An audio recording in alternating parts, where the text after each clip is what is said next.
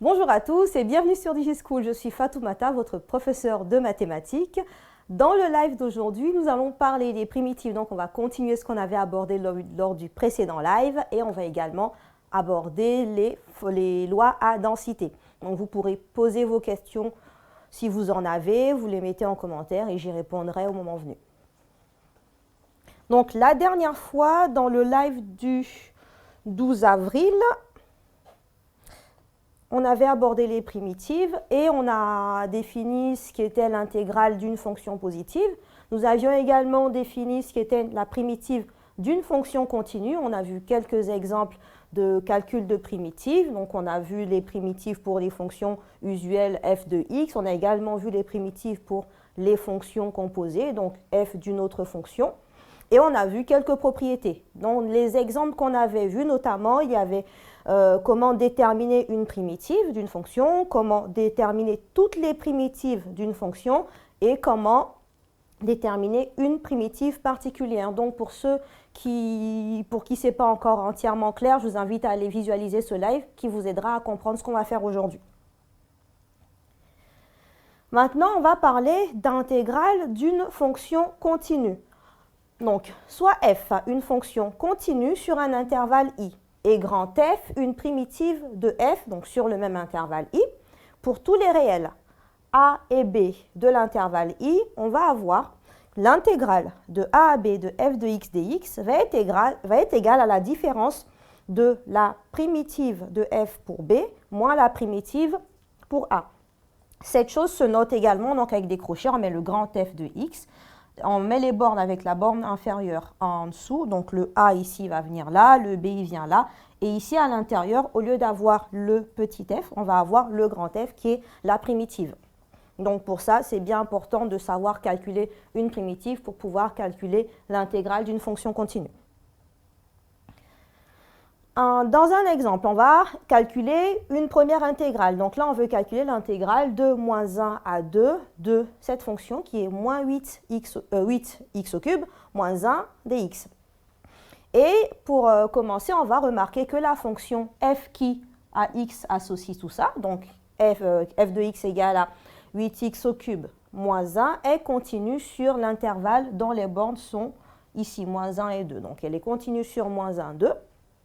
Et donc, elle admet une primitive, et cette primitive, on la calcule. Donc, pour cela, on a 8x au cube. Donc, on va devoir calculer la primitive de cette fonction. On obtient alors, ici, on augmente le coefficient, la puissance de 1.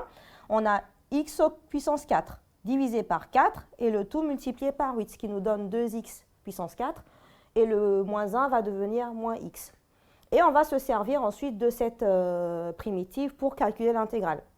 Donc ici, l'intégrale est égale à, on met les crochets, grand F de x entre moins 1 et 2. Et là, il suffit de remplacer ensuite grand F de 2 par grand F de 2 moins grand F de moins 1. Et là, on calcule, on va remplacer donc x par 2 dans la fonction f. Donc on aura 8x au cube moins 1 qui va être égal à 30. Et 8x au cube, 8 fois 2 au cube, pardon, et 8 fois moins 1 au cube moins 1 qui va être égal à moins 3. Et tout ça va être égal à 27. On va revoir un deuxième exemple. Donc, c'est toujours le même principe, mais on va juste changer la notation. Ici, on veut l'intégrale de 0 à pi de cosinus de 2θ dθ. Donc, ce que vous allez remarquer dans les intégrales, c'est qu'on va avoir une fonction ici, et on va avoir un paramètre. Donc, on peut avoir dx, dt, dθ, ça va dépendre de ce qui vous est donné, mais le principe reste exactement le même. Ici, on remarque qu'on a une fonction. La fonction qui a g qui a θ associe cosinus de 2θ, est continue sur l'intervalle 0π. Et elle admet pour primitive, donc gθ est égal à 1 demi sinus de 2θ.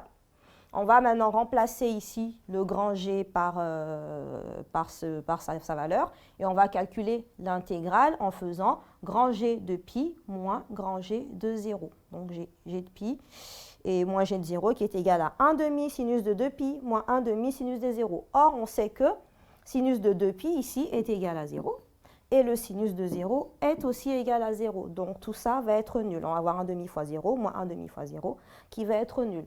Donc le principe de calcul reste exactement le même. Ce qui va être important là-dedans, c'est de ne pas s'embrouiller dans les bornes, donc de bien avoir la borne inférieure, la borne supérieure. Dans la notation ici, les bornes restent dans le même ordre. Et quand on fait la différence, on prend bien la borne d'en haut moins la borne d'en bas. Donc c'est bien g de pi moins g de 0 et non g de 0 moins g de pi. Et normalement, avec ça, vous devriez vous en sortir sans problème. Est-ce qu'il y a des questions? Oui, plusieurs veulent savoir si ça concerne quelle filière, les S, les ES Alors, je suis sûre que ça concerne les S. Il y a une partie qui va concerner également les ES. Les STMG, je ne suis pas entièrement sûre. Du coup, je ne vais pas vous dire n'importe quoi. Il y a des choses qui pourraient vous intéresser, mais vous n'aurez pas des calculs aussi poussés. Il y a d'autres questions? D'accord.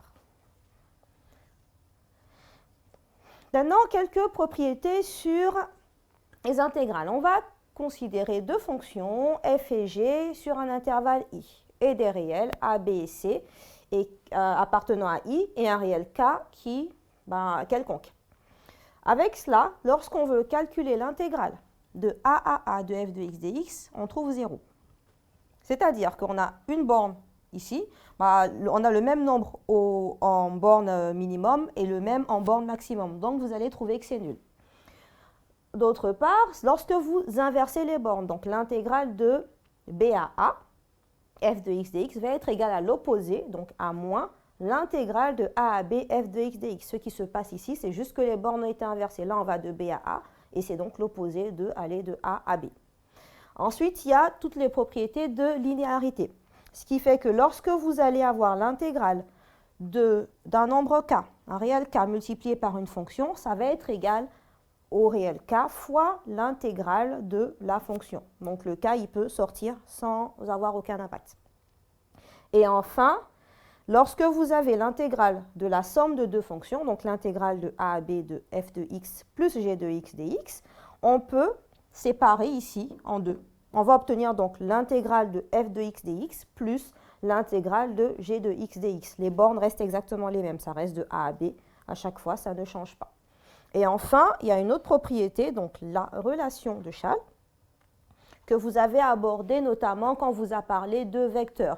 Donc si vous vous souvenez, on vous disait que si vous avez un vecteur AB plus BC, vous pouvez ignorer le sommet B et dire que c'est égal à AC. Ici, le principe va être le même avec les intégrales. Donc, l'intégrale de a à b de f de x dx va être égale à l'intégrale de a à c. Donc, c, c'est aussi un réel qui appartient à l'intervalle. On peut le découper en deux. On va faire de a à c. F de x dx, donc le f de x reste exactement le même, plus l'intégrale de c à b de f de x dx. Donc, on va maintenant voir comment utiliser ces propriétés.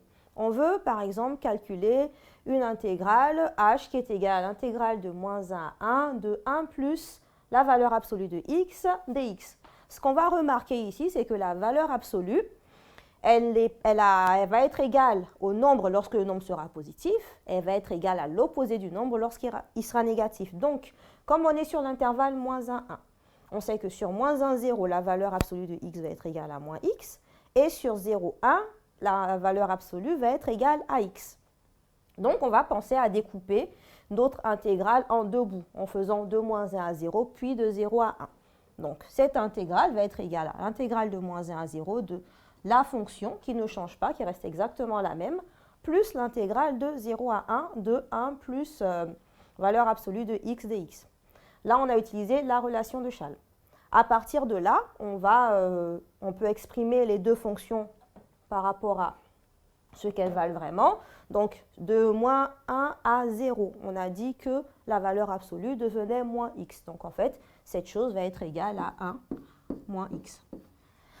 Et de 0 à plus l'infini, la valeur absolue devient x. Donc, on va avoir ici 1 plus x. Et c'est ces fonctions qu'on va intégrer. On va aller chercher des primitives de cette fonction, une primitive de l'autre fonction, et on va les utiliser pour l'intégrale.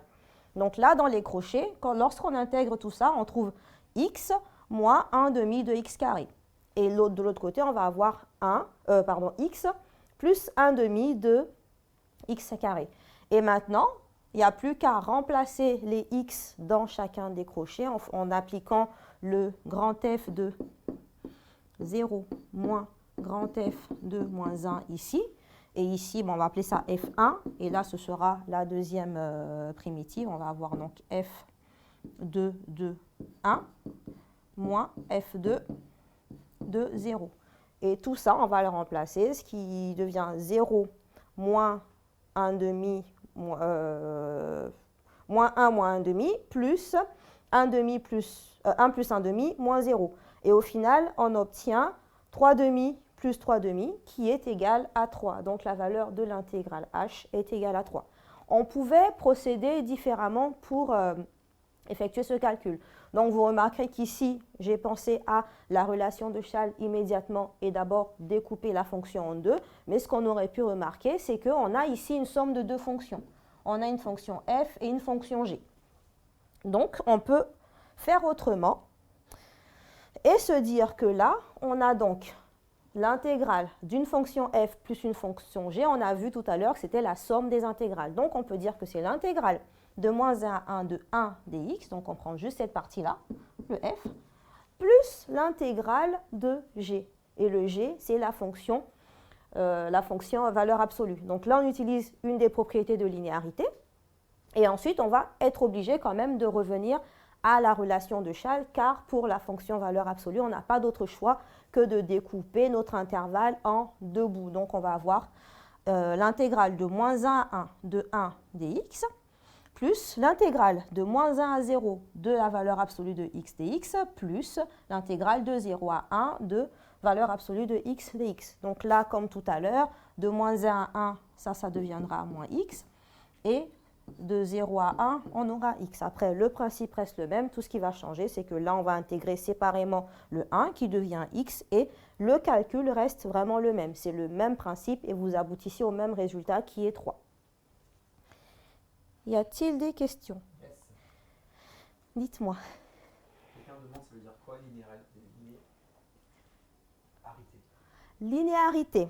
Bah, c'est tout simplement, alors vous avez vu ce qu'étaient les fonctions affines, les fonctions linéaires. Quand on parle de linéaire, on a tendance à penser à quelque chose qui va être représenté par une droite. Donc là, dans la linéarité, dans les fonctions, vous aviez par exemple le fait de multiplier, là, la fonction par un réel k.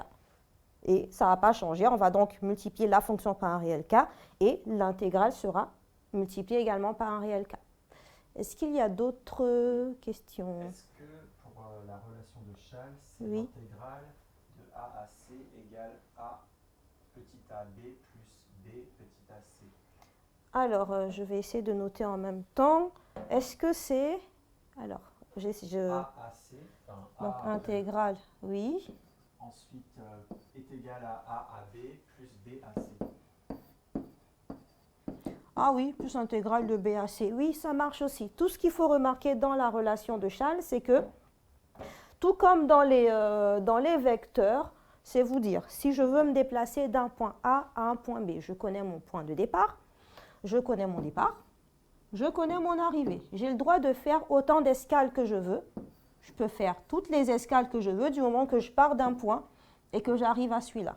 Tout ce qu'on va regarder, c'est d'où je suis parti, où je suis arrivé. Si je mets des points intermédiaires, ça ne compte pas vraiment. C'est le même principe ici. C'est que là, je veux aller de A à B. Je peux mettre un point C entre les deux. Ce qui va être important, par contre, c'est bien d'avoir ici le A, il est en bas, il commence bien en bas. Ici, je vais mettre l'étape intermédiaire. Cette étape va se retrouver en dessous à l'étape qui suit. Et à la fin, en haut, je vais bien avoir ma borne supérieure. Mais ça ne marcherait pas si je mettais le C ici et le B en dessous. D'autres questions? On s'en sert quand de la relation de Schall? On s'en sert par exemple là dans le calcul qu'on a effectué. Lorsque vous voulez... Non, dans les calculs d'intégrale, il va y avoir beaucoup de choses. Vous allez avoir la priorité des opérations, vous allez voir le fait de savoir intégrer, donc calculer une primitive, Et vous allez l'utiliser, par exemple, ici, je ne pouvais pas faire autrement que d'utiliser la relation de Chasles à un moment donné, parce que je sais que ma fonction, la fonction valeur absolue de x, je ne peux pas mettre une seule formule. Donc, je vais être obligé de la découper en deux bouts, et là, j'ai des points intermédiaires. Des fois, ça va aussi intervenir dans des démonstrations. Pour démontrer certains résultats, on vous mettra sur la voie, et ce sera à vous de remarquer que l'intégrale qu'on vous propose dans la démonstration est égale à peut-être une intégrale qu'on vous a proposée auparavant avec un point intermédiaire. Y a-t-il d'autres... Pas d'autres questions, non. D'accord, et bien on continue. Si vous avez d'autres questions, n'hésitez pas. Donc, maintenant, on va parler d'encadrement d'intégrales. Donc, on a deux fonctions, encore, f et g, qui sont continues sur un intervalle i, et a et b, deux réels, tels que le a, il est inférieur à b. Et donc, si la fonction f est positive, alors son intégrale de a à b va être positive également. Le fait de dire qu'une fonction, donc f de x supérieure ou égale à 0, implique systématiquement que l'intégrale de a à b va être supérieure ou égale à 0. Lorsque vous considérez les deux fonctions, donc si vous avez une fonction f qui est inférieure ou égale à une fonction g, on garde le sens de l'inégalité en rajoutant l'intégrale. Donc l'intégrale de a à b de f de x dx va être inférieure ou égale à l'intégrale de a à b de g de x dx. Donc ces résultats peuvent aussi être utilisés, ces propriétés peuvent être utilisées soit pour des calculs, soit dans des démonstrations. Et là, dans un exemple, on demandait dans un premier temps de justifier que pour tout réel x de l'intervalle moins 1, 1, on a exponentielle de moins 1 inférieur égale à exponentielle de moins x carré inférieur égale à 1. Et ensuite, d'en déduire un encadrement de l'intégrale k qui est égale à l'intégrale de moins 1 à 1 de l'exponentielle de moins x carré. Donc là, c'est les deux questions de l'exercice. On remarque déjà qu'ici, dans l'intégrale qu'on veut calculer, c'est cette fonction qui va apparaître. Donc on va commencer par l'encadrer. Ce qu'il faut remarquer, c'est que pour x appartenant à moins 1, 1, donc moins 1, 1, c'est bien l'intervalle dans lequel on se situe, dans lequel on veut calculer, dans lequel le x est défini. Et on va remarquer que pour tout x de cet intervalle, le carré de x va être compris entre 0 et 1. Ensuite, on va multiplier de par tous les membres de l'inéquation par moins 1 et on va donc devoir changer le sens de l'inégalité. Donc ici, ça va devenir 0 supérieur égal à moins x carré, supérieur égal à moins 1, que j'ai écrit dans l'autre sens en mettant le moins 1 par ici. Moins 1 inférieur égal à moins x carré, inférieur égal à 0. Ensuite, on va appliquer la fonction exponentielle à tous les membres pour pouvoir obtenir ce qu'on cherche à encadrer. La fonction exponentielle étant croissante sur l'intervalle 0, 1, on va donc l'appliquer sans changer le sens de l'inégalité. On va avoir exponentielle de moins 1, inférieur égal à l'exponentielle de moins x carré, inférieur égal à l'exponentielle de 0. Or, l'exponentielle de 0, on sait que c'est égal à 1, et donc on obtient le résultat demandé. Là, on a un encadrement de la fonction. Le fait d'avoir l'encadrement de la fonction va nous permettre en fait d'avoir l'encadrement de son intégrale. Donc maintenant, on veut en déduire un encadrement de l'intégrale k qui est égal à l'intégrale de moins 1 à 1 de l'exponentielle de moins x carré dx. Donc on va remarquer dans un premier temps qu'on a trois fonctions, donc f, g et h, qui sont les trois membres qu'on avait. Donc f va être la fonction qui a x associé exponentielle de moins 1. G va être la fonction qui a x associé exponentielle de moins x carré. Et h va être la fonction qui a x associé 1. Et comme ces fonctions sont continues sur l'intervalle et que f de x est inférieur ou égal à g de x, inférieur ou égal à h de x, on va appliquer ici la propriété vue précédemment qui nous dit que l'intégrale donc de f va être inférieure à l'intégrale de g qui va être inférieure à l'intégrale de h. Or, l'intégrale de g, c'est celle qu'on cherche à encadrer. Donc là, on ne peut pas faire d'autres calculs, on va s'intéresser aux deux autres bouts. Ici, pour calculer l'intégrale de exponentielle de moins 1, exponentielle de moins 1, c'est un nombre, c'est une constante. Donc, on va juste multiplier cette constante par x Là, c'est une primitive, entre moins 1 et 1. De l'autre côté, on a le 1, et la primitive de 1 va être x, entre moins 1 et 1. Et on n'a plus qu'à faire comme on a vu tout à l'heure, en appliquant le grand f ici de 1 moins grand f de moins 1, et on obtient 2 exponentielle de moins 1, qui va être inférieur à l'intégrale k qu'on veut encadrer, qui est inférieur ou égal à 2. Donc, à partir des propriétés, on a réussi à encadrer une intégrale.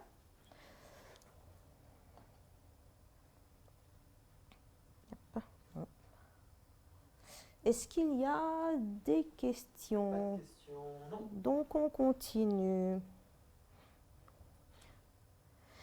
Donc, maintenant, nous allons parler de loi de probabilité à densité. Donc, c'est quand on parle également de loi continue. Là, ça reste lié aux notions qu'on a vues précédemment. Donc, pour tout ce qui est loi de probabilité à densité, c'est lié aux intégrales. D'où le fait de les aborder juste après les intégrales et les primitives. Donc, première définition. Qu'est-ce qu'une densité de probabilité? Donc, on appelle une densité de probabilité sur un intervalle i, toute fonction f qui est définie, continue et positive sur cet intervalle, telle que l'intégrale sur l'intervalle i de f de t dt est égale à 1. C'est-à-dire que si notre intervalle i est égal à a pour borne, on va dire a et b, là, je vais avoir l'intégrale de a à b de f de t dt est égal à 1. Donc, une densité, c'est une fonction dont l'intégrale est égale à 1. Ensuite, on va définir ce que c'est qu'une variable qui suit une loi de probabilité à densité. Donc, on a un intervalle i, une fonction une fonction f, donc densité de probabilité sur cet intervalle, et deux réels a et b, tels que encore le a il est inférieur à b. On va avoir une variable aléatoire à valeur dans l'intervalle i. Et cette variable va suivre une loi de probabilité de densité f lorsque pour tout intervalle AB de i, on a la relation suivante. La probabilité que la variable x soit comprise entre a et b va être égale à l'intégrale de a à b de f de t dt. Graphiquement, ça veut dire que là, en rouge, vous avez la courbe de la fonction densité. Dire que l'intégrale est égale à 1, ça veut dire que l'aire sous la courbe ici est égal à 1. Et on a vu également dans les probabilités que, avec les probabilités totales, lorsque vous avez une variable aléatoire qui a des issues, la somme des probas de toutes les issues est égale à 1. Là, on a un réel A, donc là, c'est tout l'intervalle I. On a un réel A, un réel B, ça fait un bout de l'intervalle. Et quand on voudra calculer la probabilité d'être compris entre A et B, ça correspondra en fait à calculer l'aire sous la courbe à cet endroit-là. Et ce qui correspond bien à l'intégrale de A à B de f de t dt.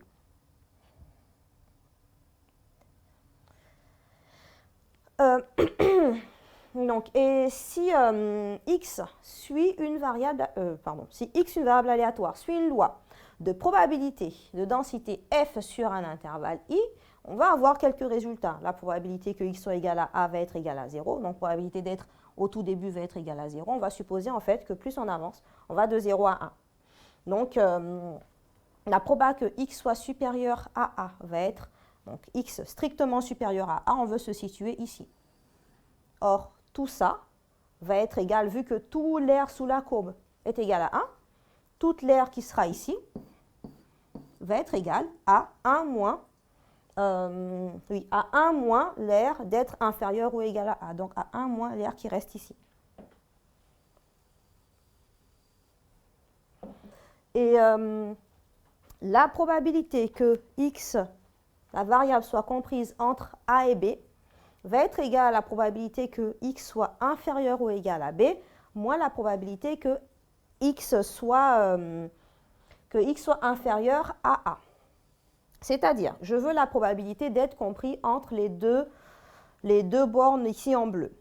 Ça veut dire que je vais calculer la probabilité d'être inférieur ou égal à b, car on veut que la borne b soit incluse. Donc, on va avoir tout ça, toute l'aire qui est là, Or, nous, on veut que le bout qui est ici. Donc, à cette aire, il va falloir venir supprimer le bout qui est là, qui correspond à P de X strictement inférieur à A. Et enfin, dernière propriété, si I est égal à l'intervalle AB, l'espérance mathématique de la fonction de la variable va être égale à l'intégrale de A à B de t fois f de t dt. Donc f étant la fonction de densité de la variable. Donc dans les lois à densité, vous allez voir principalement la loi uniforme, on va en parler aujourd'hui. Plus tard, on parlera également de loi exponentielle, de la loi normale centrée réduite et de la loi normale, mais qui ne sont pas au programme aujourd'hui. Aujourd'hui, on va simplement parler de la loi uniforme. Donc la loi uniforme, c'est la loi de probabilité qui a pour fonction de densité la fonction constante, f, définie sur un intervalle AB, par f de t égale à 1 sur b moins a. Donc effectivement, cette fonction est constante parce qu'ici on veut f de t et on remarque que la fonction ne dépend absolument pas de t. Donc quel que soit le t qu'on va choisir, la fonction sera la même. Là, c'est la fonction densité. Et lorsqu'on a deux nombres c et d qui appartiennent à l'intervalle AB, tels que c est inférieur à d, calculez la probabilité que la variable x soit comprise entre c et d va être égale à la différence, donc à d moins c, donc au maximum moins le minimum, au plus grand, pardon, moins le plus petit, sur b moins a. Là, ça vous donne la probabilité. Et l'espérance mathématique est tout simplement égale à a plus b sur 2. Donc, on fait la somme des bornes qu'on divise par 2. Ici, la fonction 1 moins b sur a est bien constante. Vous allez avoir toute la zone qui donne 1 de probabilité, A, B, l'intervalle considéré au départ, C et D, pour calculer donc la proba d'être compris entre C et D. Bah, vous avez juste à appliquer la différence D moins C divisé par B moins A.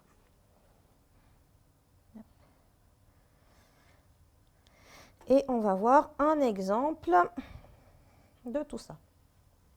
Donc, on va voir un exemple de loi uniforme sur un intervalle 0,6.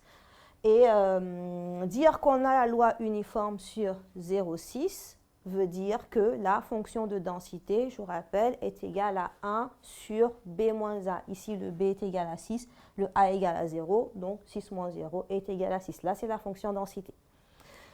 Soit x, le temps d'attente en minutes avant l'arrivée du métro à la station Gerland, par exemple.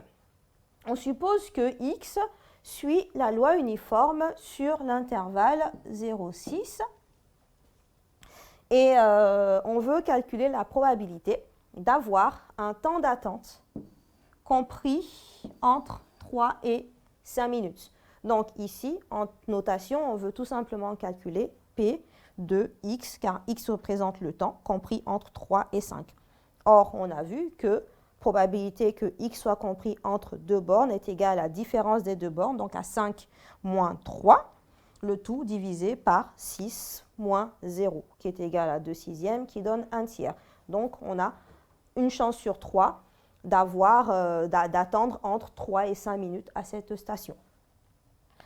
On peut...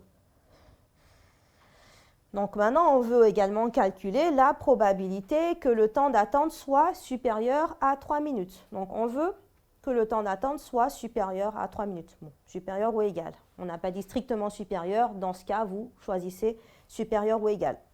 Or, avoir un temps d'attente supérieur ou égal à 3 minutes, ça veut dire que c'est le contraire du temps d'attente inférieur à 3. Or, dans les définitions précédentes, on a vu comment calculer la probabilité d'être inférieur à une certaine valeur. Donc là, on va juste faire 1 moins la probabilité de x inférieur à 3 et ce sera égal à 3 moins 0 sur 6 moins 0 et on trouve 1,5. On peut également se dire que la probabilité d'être